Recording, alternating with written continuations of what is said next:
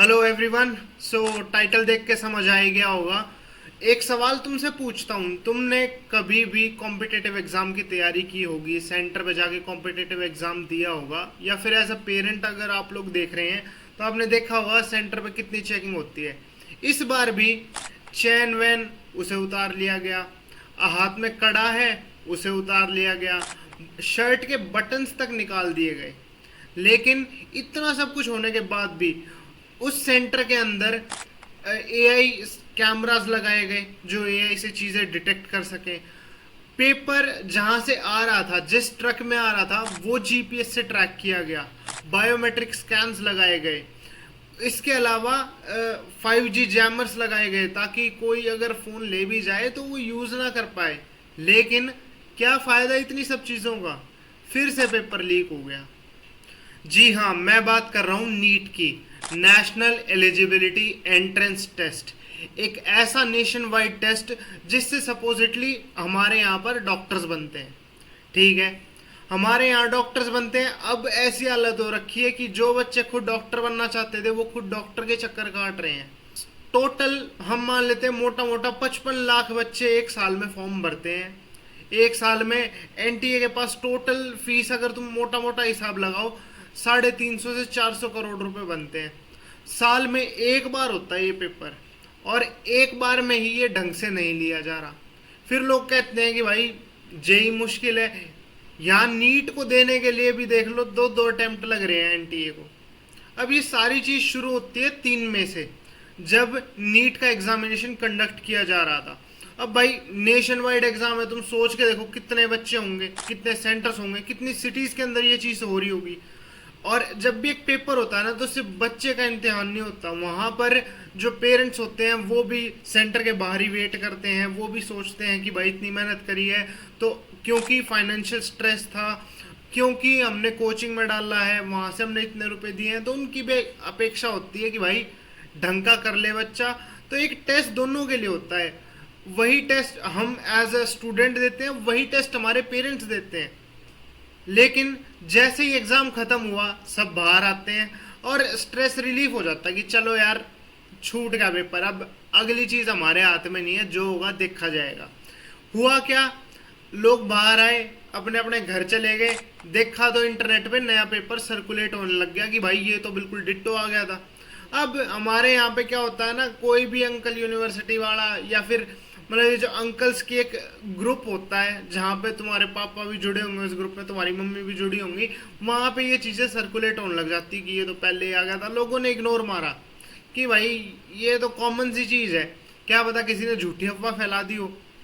तो लोगों ने पहले तो इग्नोर मारा, फिर धीरे धीरे चीज़ें चेक करनी चालू करी। चेक करने पे ये पता लगा कि भाई ये तो बहुत पहले लीक हो गया था।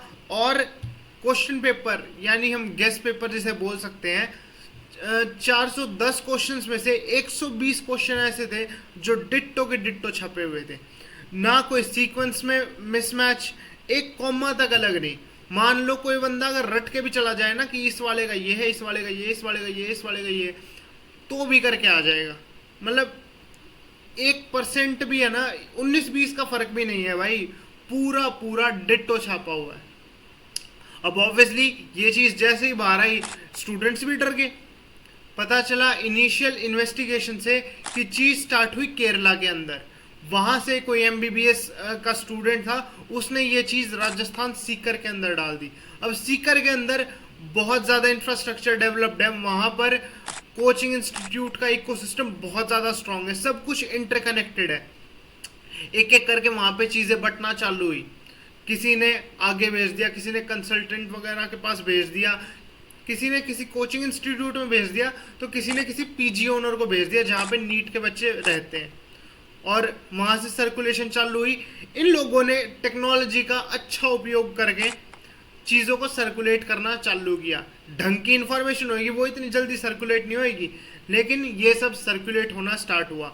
वहाँ से महाराष्ट्र, हिमाचल, दिल्ली, और स्टार्टिंग बिड रखी गई भाई इस पूरी पीडीएफ की 10 लाख रुपए। और जैसे जैसे एग्जाम पास आया ये रेट 50,000 भी हो गया था।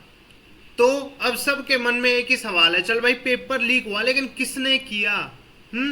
क्या फायदा इतनी सारी चीजें लगाने का, बायोमेट्रिक स्कैन फलाना दिखड़ा कुछ भी लगा लो, लेकिन क्या फायदा उन सब चीजों का। हमारे यहाँ पे क्या होता है ना, कुछ भी चीज को अगर सॉल्व करना है, टेक्नोलॉजी बढ़ा दो और चीजें ले आओ, ऐसा कुछ भी नहीं होगा भाई। ये सबसे वाहियात चीज है जो एनटीए करता है।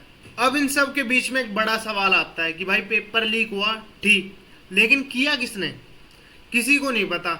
हर कोई ये कर देंगे वो कर देंगे, लगा लो क्या बायोमेट्रिक स्कैन लगाओगे, क्या चीजें करोगे, जब तुम्हारा पेपर पहले ही लीक हुआ घूमता है। मतलब जब पेपर है उससे एक महीना पहले से ही पेपर सर्कुलेट हो रहा है। वो अलग बात है कि इनिशियल इन्वेस्टिगेशन में केरला बताओ, लेकिन केरला में भी तो कहीं से आया होगा।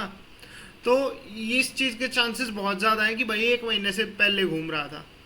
तो जब सिस्टम के अंदर के लोग ही सगे नहीं हैं, तो बाहर चाहे बंदा कितना ही ज्यादा शाना बन के दिखा दे, कितनी ही ज्यादा व्यवस्था दिखा दे, लेकिन अंदर से अगर लोग ही मिले हुए हैं तो कोई फायदा नहीं इतनी व्यवस्था का। और ये कोई नई चीज तो है नहीं, 2016 में, 2021 के अंदर, 2024 में और अब 2026 में हर बार पेपर लीक हुआ है। और किया क्या गया है, कुछ भी नहीं। क्या उन लोगों को पता चला कि जिन्होंने पेपर लीक किया था? नहीं। कोई ट्रांसपेरेंसी है गवर्नमेंट की कि भाई हमने उनके साथ क्या क्या किया, कहीं पब्लिक पोर्टल पे डाला हो? नहीं। हर साल तुम्हें सेम स्टोरी देखने को मिल जाएगी। पिछली बार तो क्या है, ग्रेस मार्क्स से इतने ज्यादा हो गए थे कि कट ऑफ इतनी ऊपर चली गई थी, लोग सड़कों पे आ गए थे।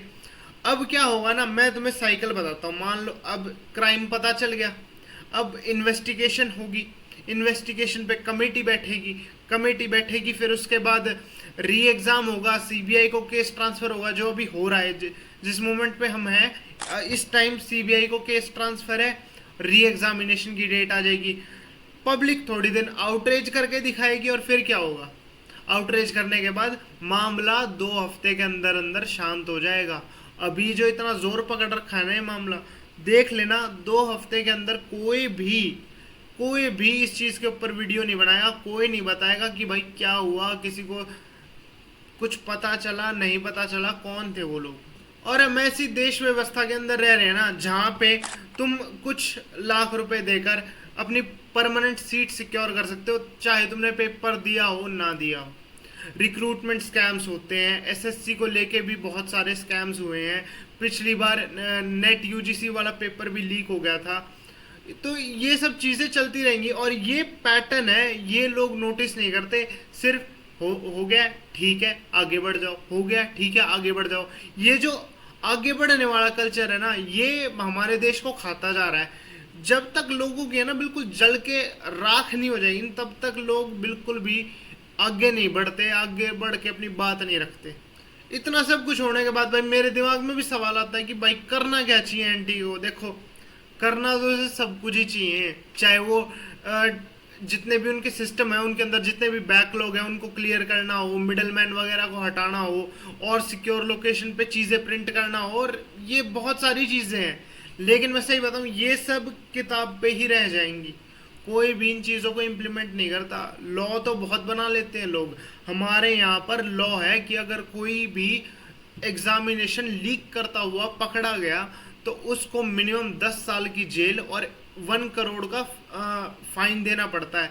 लेकिन लॉ बना लिया, आज तक भी सुना है तुमने कि उसको इतनी चीजें देनी पड़ी, या फिर किसी का भी नाम सुना हो इस चीज में?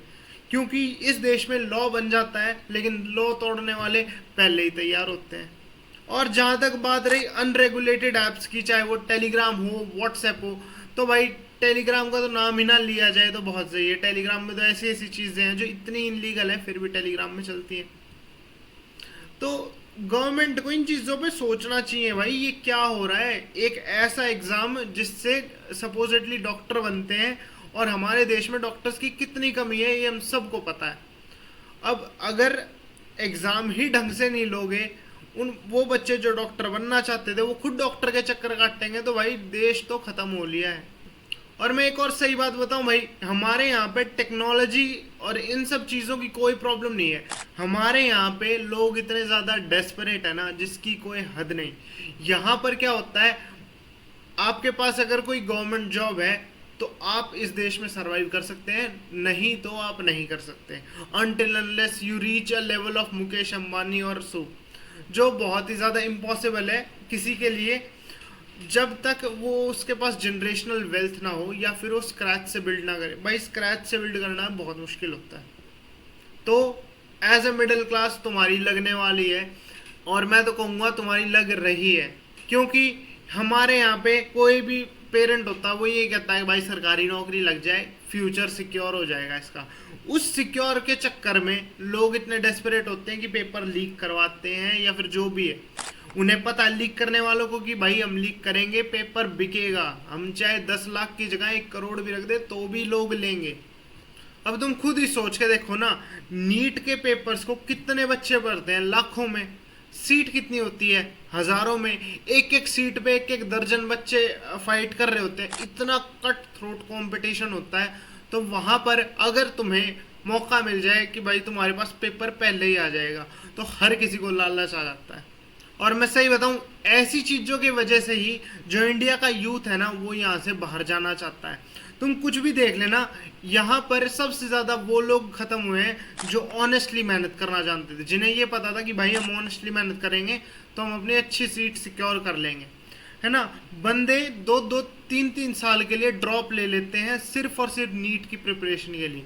ऐसे में तुम्हें पता लगे कि भाई जितना तुमने स्ट्रेस व्रेस झेला था एग्जाम प्रिपरेशन के दौरान, फैमिली भी स्ट्रेस झेलती है, फाइनेंशियल कॉस्ट झेलती है, चाहे वो कोचिंग इंस्टीट्यूट की हो या कहीं की भी हो। उसके अलावा जो बच्चा पढ़ता है भाई, उसके अंदर सेल्फ डाउट भी आता है, मैंने ठीक किया है नहीं किया है, ये किया है वो नहीं किया है। तो मतलब जितना प्रेशर है वो एग्जाम तक टॉप पे रहता है। उसके बाद बंदा जैसे तैसे एग्जाम दे के आता है, उसके बाद वो रिलीफ हो जाता है कि चलो भाई ठीक है। लेकिन अब क्या है, अब फिर से रीनीट दो, लो हो गया काम खराब। जो प्रेशर इतनी मुश्किल से छूटता था, अब वो दोबारा अपने सर पे ले लो। और अगर मान लो भगवान ना करे ये रीनीट भी, ये भी लीक हो गया तो, क्योंकि मेरे पास तो ऐसे स्क्रीनशॉट्स हैं व्हाट्सएप के, जहाँ पे व्हाट्सएप बोल रहा हूँ टेलीग्राम के, जहाँ पर लोग कह रहे हैं कि भाई रीनीट होएगा, टेंशन ना लो, ये भी लीक करवा देंगे। तो भाई मैं सच बताऊँ ना, यहाँ पे ऑनेस्टी मरती जा रही है लोगों की।